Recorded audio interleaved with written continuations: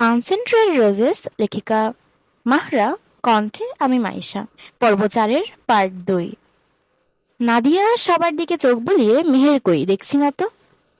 মাহাতিম, এসে যাবে আন্টি, আধ ঘন্টার মধ্যে এসে যাবে। কি যেন বানাচ্ছে ও। ও আচ্ছা। এর মাঝে তাহিয়া তাসনিয়াকে নিয়ে আসে। মাহিম মাহাতিম দুজনেই তাকায় তাদের দিকে। মাহাতিম তাড়াতাড়ি নজর সরিয়ে নেয়, যেন তাকালেই বিপদ, ঘোর বিপদ। মাহিম আর তাসনিয়া একে অপরের দিকে তাকিয়ে মুচকি হেসে নজর নিচু করে। মাহিম তাসনিয়াকে পাশ বসিয়ে, তুহিনও পাঞ্জাবি পরে বেরিয়ে এসে সামিয়া আর রিয়াজকে সালাম দিয়ে এক সাইডে বসে পড়ে। করিম রিয়াজের দিকে কিছুটা করুণ স্বরে, আমার মেয়েটাকে তোর কাছে দিচ্ছি রিয়াজ, খেয়াল রাখিস। কি বলছিস এসব? তোর মেয়ে মানে আমারও মেয়ে। তারপর হেসে তাসনিয়াকে বলে, কি তাই না আম্মু? তাসনিয়া লাজুক হাসে, মাথা আরো কিছুটা নোয়ায়। করিম আর নাদিয়া একে অপরের দিকে তাকিয়ে একটা হাসি দেন, যার মধ্যে কষ্ট আর সুখ দুটোই লুকিয়ে, যেন মেয়েকে বিদায় দেওয়ার আগে শেষ মমতা। করিম, মেহের মামনি কোথায়? এঙ্গেজমেন্ট সেরে ফেলে বিয়ের দিনকাল পাকা করতে হবে তো। মাহাতিম, আসছে আঙ্কেল, 5 মিনিটের মধ্যে এসে যাবে। সবার মধ্যে আবার খোশ গল্পে মেতে ওঠে। এর মধ্যে মাহাতিম চুপ করে বসে, তার কেমন জানি অস্বস্তি হচ্ছে। চোখ না চাইতেও চলে যায় তাহিয়ার দিকে। বুকে অদ্ভুত এক টান, যেন হৃদয়ের গভীরে কিছু একটা জেগে উঠেছে না চাইতেও। মেহের কাটা দিয়ে চুল বেঁধে রেখে খোপাটা টাইট করে, একে একে 3টা কেক বক্সে রেখে ঢাকে। স্বপ্না, ও স্বপ্না, কেকগুলো নিতে আমাকে হেল্প কর।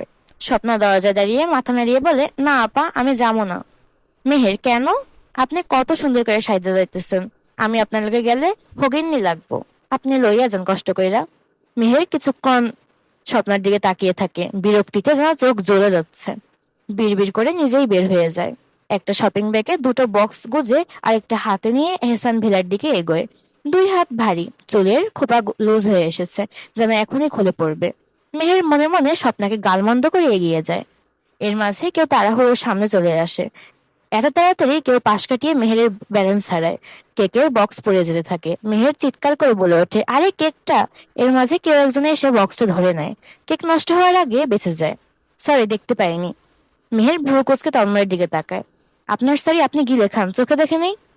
সরি, আসলে তাড়া হয়েছিল তাই। মেহের কিছু না বলে এহসান বাড়ির দিকে এগোয়, তন্ময় পিছু পিছু। মেহের পিছনে তাকায় তন্ময়ের দিকে, চোখ সরু করে চেয়ে বলে, পিছু নিচ্ছেন কেন? না না, পিছু নিচ্ছি না, ভুল ভাবছেন। আমি ওই বাড়িটাতেই যাবো, জেনারেল এহসানুল করিমের কাছে। তারপর তন্ময় মেহেরকে দেখে সংকোচ নিয়ে বলে, আপনি চাইলে আমি হেল্প করতে পারি। মেহের, তাহলে দাঁড়িয়ে আছেন কেন, নিন। তন্ময় ভেবাচাকা খেয়ে শপিং ব্যাগটা হাতে নেয়। ভাবিনি মেহের রাজি হবে। যা কাঠখোট্টা মেয়ে। যান। না না, আপনি আগে যান। মেহের আর কথা বাড়ায় না, এগিয়ে যায়। মেহেরের হাতে একটা বক্স, তন্ময়ের হাতে শপিং ব্যাগ।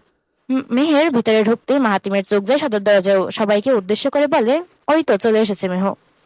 সবাই সেই দিকে তাকায়। পিছন মেয়ে তন্ময় মেহেরের পাশে দাঁড়ায়। তুহিনের ভ্রু কুঁচকে যায় তন্ময়কে দেখে, তাও মেহেরের পাশে। কিছুক্ষণ তাকিয়ে থেকে দাঁতে দাঁত পিষে বসে রয় চুপ করে। করিম, মামনি এসো, এত দেরি করলে যে? ভাইয়ের বিয়েতে তো বোনদের দেরি করতে নেই।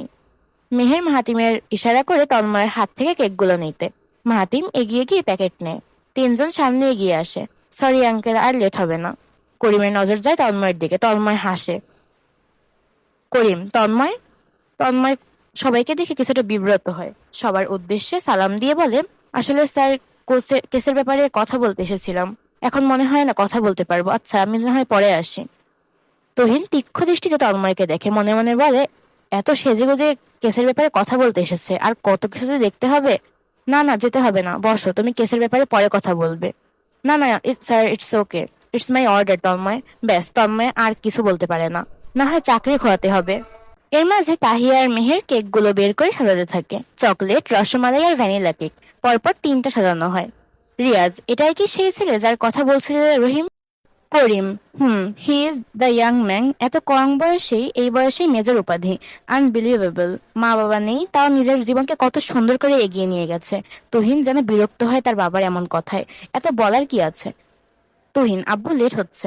করিম, সামিয়ার নাদিয়া দুজনেই আংটি মাহিমার তাসনিয়ার হাতে দেয়। একে একে সবাই মোবাইল তাদের ছোট্ট কিন্তু নতুন শুরুর ছবি ক্যাপচার করে রাখে।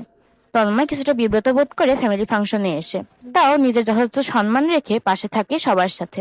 রেজওয়ান, কই তুফান? কিসের তুফান? এখানে তো বিয়ে হচ্ছে। তুহিন চোখ বন্ধ করে আবার খুলে ফেলে, যেন অনেক কিছু ঘটবে, অনেক কিছু। I can't say anything anymore. Rezon, okay okay, I won't bothering you anymore. ধন্যবাদ এতক্ষণ আমার সাথে থাকার জন্য। পরবর্তী পর্ব পেতে চাইলে অবশ্যই চোখ রাখুন ভয়েস বাই মায়ের সাথে। আর নতুন কোনো উপন্যাস আমার কণ্ঠ শুনতে চাইলে তাও কমেন্ট করে জানান।